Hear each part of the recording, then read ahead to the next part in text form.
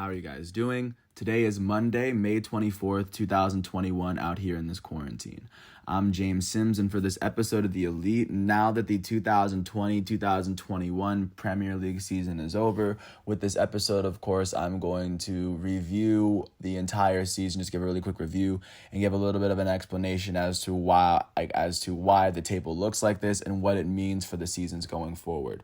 So, if you're unfamiliar with the Premier League and how it's set up, the Premier League is comprised of 20 of England's top teams, and that I guess we'll just start from there. And because there are 20 of England's top teams, the way they set the schedule up is that every team plays every other team in the league at home and on the road. So every team plays 38 games. And the way they play, the way they measure out who has the best season at the end of the year is that they will measure whether you win, lose, or draw in a season's tally of points. If you win a game, you get 3 points added to that tally. If you draw or if you tie, you only get 1 point added to that tally. And if you lose, you get no points added to that tally.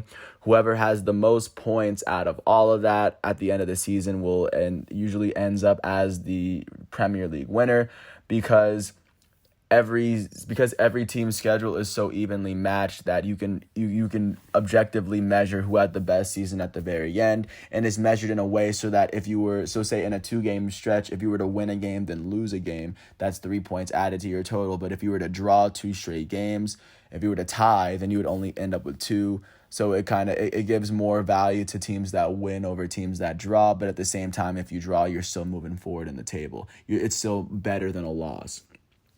So looking at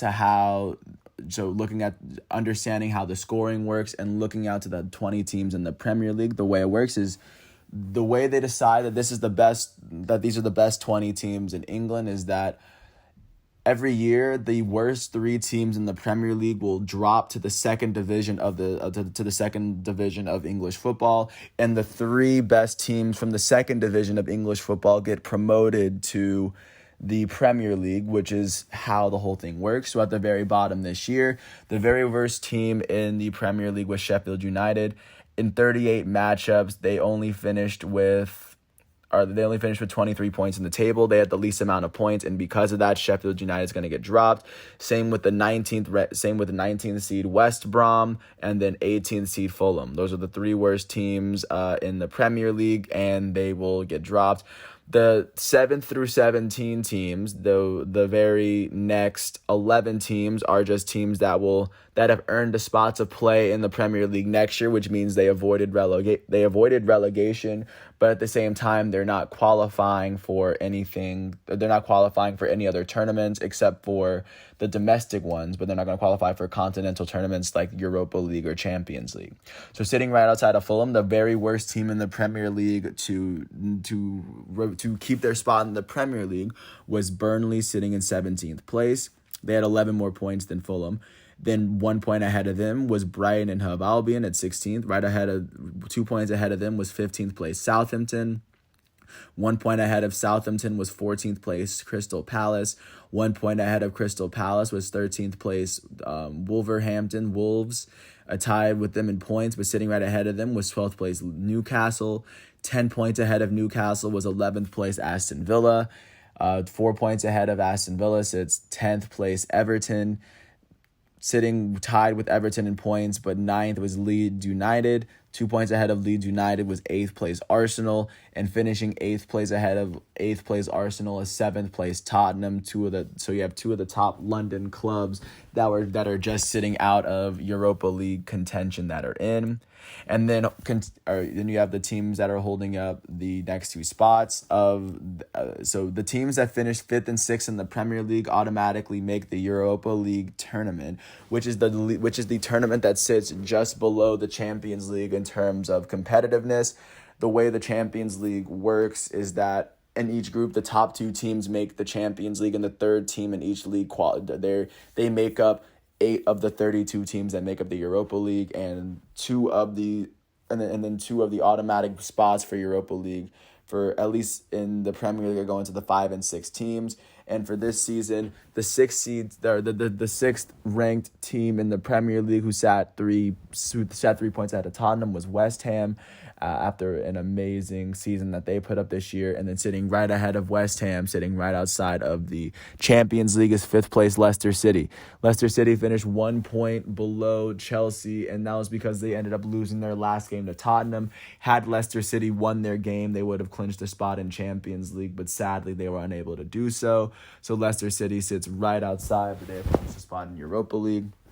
And then because the Premier League is considered one of Europe's most competitive leagues, if not the most competitive, the top 4 teams in the Premier League automatically earn a spot in the Champions League tournament for next year.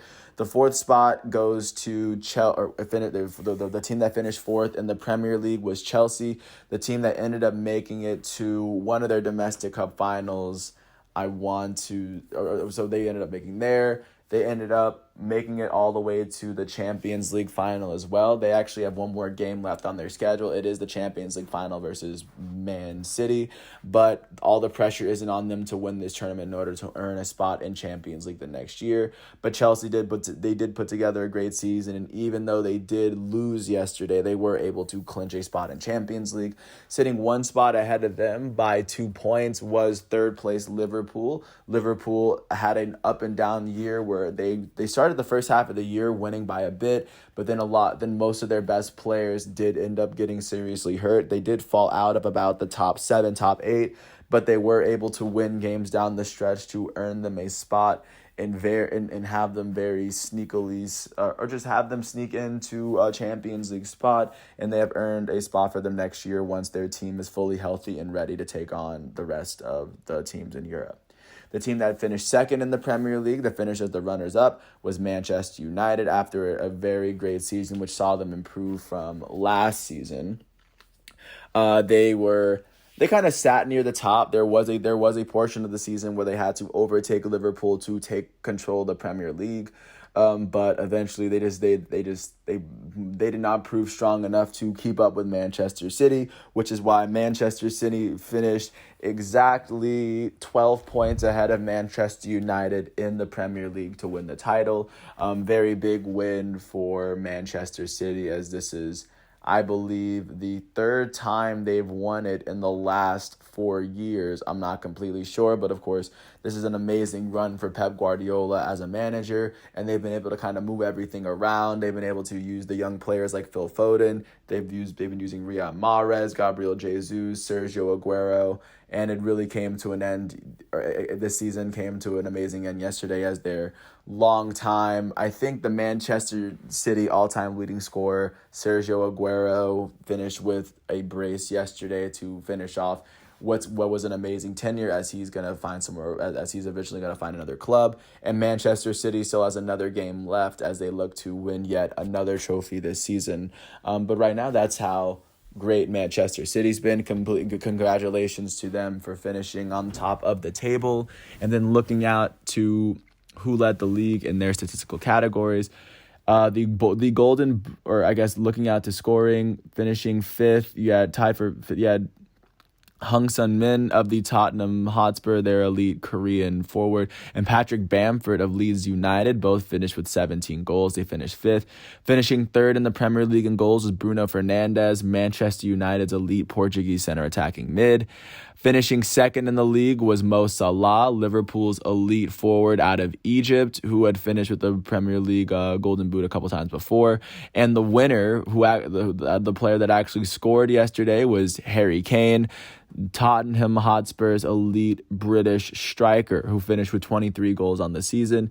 This is yet another Golden Boot for Harry Kane, and he also finished leading the Premier League in assists. He had 14 of them this season, so he had a combined 37 scoring plays on him, and I imagine he's going to leave Tottenham after this year, but Harry Kane put together an amazing season at Tottenham.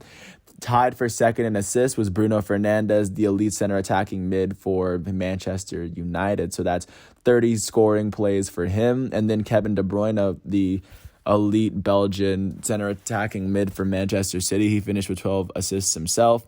And then tied for 4th in the Premier League in assists, you had Jack Grealish of Aston Villa and Son Heung-min of the Tottenham Hotspur, just to give a sense of what the top 5 in those leagues are looking like. And then looking at who led the league in clean sheets. The league leader in clean sheets was Ederson of Man City. He finished with 19 clean sheets in the 36 matches he played, in over half the matches he played. Second in the league was Edouard Mendy, the goalie for Chelsea, who had 16 clean sheets in the 31 matches that he played. Third place was Emiliano Martinez, who finished with 15 clean sheets in the 38 matches he played with Aston Villa. Fourth was Hugo Lloris, France's starting goalie from the World Cup, who finished with 12 clean sheets for Tottenham in 38 games. And then there was about a 4-way tie for fifth, finishing with 11 clean sheets on the year. You had Nick Pope from Burnley, Bernd Leno from Arsenal, Ilyan Meslier from Leeds United, and Kasper Schmeichel from Leicester City. So those are the league leaders, and that is how the table is looking here. I want to thank everyone once again for following along for this 2020-2021 Premier League season. I hope all is well. And once all of today's exhibitions are done, I will come back tomorrow with another episode of The Elite. Thanks once again for listening to this piece. I hope all is well, and I look forward to catching you next Premier League season. I'm James Sims. This is The Elite. Thanks for listening to my piece, and peace out.